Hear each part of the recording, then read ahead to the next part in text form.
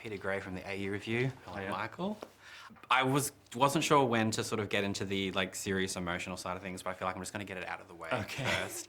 I just wanted to say that the way that grief is used in this really touched me because I'm someone who lost my dad when I was very young. Oh my God. So I was watching this going, oh, I'm very much identifying with what the son's going through and how there's no proper way to deal with it. And my mum recently gave me all like notes and stories about what happened when my dad died. Oh my God. So I was watching this going, this is getting me. I was not expecting it from a Bridget Jones movie, but I just wanted to say like thank you so much because it really, I was like, this is how we go through this. There's no right way to do it. So it just was something that was really special. I just wanted to say thank you for that. Thank you. That's like incredibly meaningful. Thank you. And like looking at like the way that it sort of tackles loss, but like love and relationships and aging and things like that. Like obviously that's in the script, but like how is it for you sort of balancing the drama and the comedy and sort of finding the right way to be like, we want the Bridget Jones story to be fun and light, but at the same time, you know, she is going through something that is very serious, but you find the right balances of humor. But like, how did you sort of come across to do that? Well, I think when you're developing, I mean, because this has been a long project, you know, for me, myself and my, you know, fearless, fabulous producer, we've been at this for 4 years actually. And so a large part of that time is, obviously most of that time is not shooting or editing. It's actually sort of developing, you know, I think you put a row of filmmakers next to each other, I should say, and everyone would make a different version of the same story.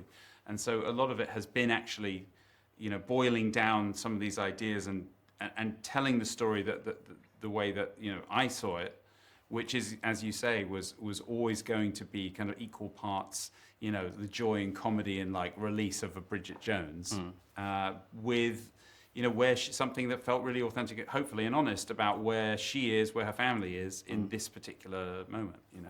I find like her relatability is probably what's one of the most like special things about her. And obviously Renée probably has massive ownership on her at this point. Like how collaborative is it to be like, where you go, this is what I think she would do, and then she's saying, but this is what she would do. Like, hey, what's that relationship like? Well, I mean, I would never do that in that way, only because I feel like I was making this film with Bridget Jones. I mean, that's really what it felt like. I can't think of a better way to put it. Like Renée and I, so it all begins like before production, and Renée and I, you know, we made sure that we were telling the same story. We wanted to make the same film. And that's really important because that really it means that when you do the sensitive stuff or when you do a scene that hasn't really existed in a Bridget Jones universe before, you're in it together. And I know, and I knew going in, like, Renée is the world's expert on Bridget Jones. Do you know what I mean? Like, the way she sits at a table is Bridget Jones. And there's a different way that Renée has to sit at the table. And you see it, by the way, in Judy. Like, this is a woman who creates whole people when or like can embody whole people. So there was never going to be a moment of, I don't think Bridget would do that. I think in the end it was like, let me just hold hands with Bridget and step through it together. And that's how we sort of did it. It's funny you say that because like I feel like, because I watched the first three like leading up to this, and just the way that Bridget walks is like, there's just a very specific walk, and I was watching this, when I watched this, I was like, there it is. There it is. So, like, it's just something to do with the arc. I was like, and it's her inhabiting the character so much. Like, it's so great to see. She walked to set like that. I mean, it wasn't like, okay, are we ready to roll? Let me do my makeup and now I'll become Bridget. She was Bridget as she walked into the studio, you know, off the plane into Heathrow. And there's something really special about that. I think for everyone in the crew got that same sort of jolt of adrenaline because it's like, oh, she's back. Yeah. And chemistry is obviously like always key with romantic comedies in general, but just like stories, like we want to believe these people, and you know the way that she plays off Colin and Hugh, and then the way that she plays off like Chiwetel and Leo. Like, when did it come apparent that, you know, Chiwetel and Leo were the right people to, because we obviously feel so protective of her. Yes. And like I think with Bridget Jones's Baby, that's what I loved, because we were like, we want her with Colin Firth, but if she ends up with Patrick Dempsey, we're not mad. Are we mad? Yeah, so we're that not was mad. it was the same with this. Like, yes. You want kind of her to be like, I'm okay if she chooses either one of them. That's perfect, because that first film, I know the first one was a bit more extreme because Daniel was such a kind of classic cad, you know what I mean? Yeah. But he's so charming. I don't think there's any other actor in the world that could have pulled off what Hugh pulled off. Because even as you get to know how dangerous he is as a character, you still love him. Oh, I was like, Yeah. I get it, Bridget. I get it. I understand. No, Team Daniel sometimes. Like, he's great. And so I really wanted that. Obviously, the dynamic's very different in this film. She's a different character. She's at a different place in her life. You know, she can't just sort of just make a casual choice anymore. She's got a family. She's got, like, a history now. But I really wanted, like, Leo brings, like, so much charisma. I had seen him in White Lotus. That was the thing. Because One Day hadn't come out when I asked Leo to do this. It was really just the outsized presence that he has. You know, he makes such an impression. I really wanted that for Rockstar. Yeah. Because it has to be fast and it has to be quick and you have to just warm to him right away. And yeah, when they met, like we did a bit. We only had a day to rehearse together because he had been doing another film. But it was really evident, like between Leo and Renée, that it was just going to be a great combo. And then Chiwetel is just like literally one of the best actors in the world. Right, and to see him go from like playing a real character at the beginning of this to how he arcs into this wonderful, warm, kind of present kind of person, it's just amazing. I'm also going to say, as a gay man, didn't hate that he had his shirt off for that scene. I was like, oh, Chiwetel. All right, there we go. All right, He's not kidding around. And then I guess the funny thing is that you thinking like White Lotus is the way that you then go, this is who we want for Bridget Jones, because obviously White Lotus reveals some things that you're like, okay, cool.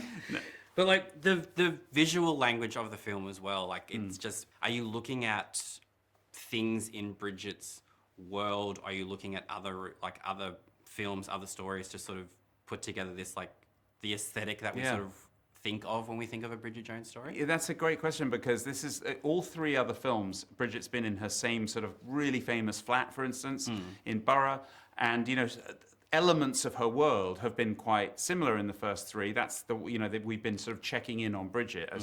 This film gave me an opportunity because everything's different. You know, all the basics of her world. She's in a different. When she goes back to work, it's in a new place. When she's living in a different house.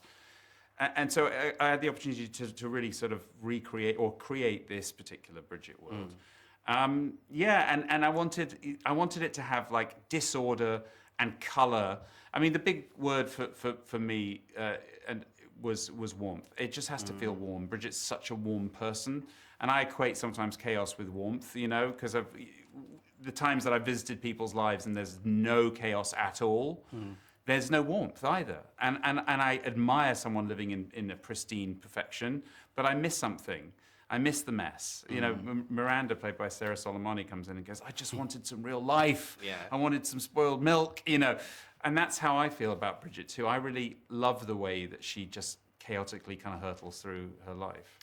No, I think that was what was so great about like revisiting her, was that it was so familiar, but at the same time you bring in those new elements. And like being in that house, you're just like, this is what a house would look like. And then, you know, the nanny, it is the same thing where you think, oh, is this going to be what we expect, where she kind of takes over their life, Big clash, she does it in such a beautiful way. Like it was just so wonderfully put together. And I'm a big romantic comedy person, and just sort of after, you know, we obviously started so serious, and I'm going to end on something much nicer, being like, for you, is there a quintessential rom-com? Is there one that you look at as like the pinnacle, like your gateway even like into the genre? The best rom-com I mean, ever. aside from Bridget Jones, obviously. Yeah, okay, we'll take Present Company, we'll exclude it.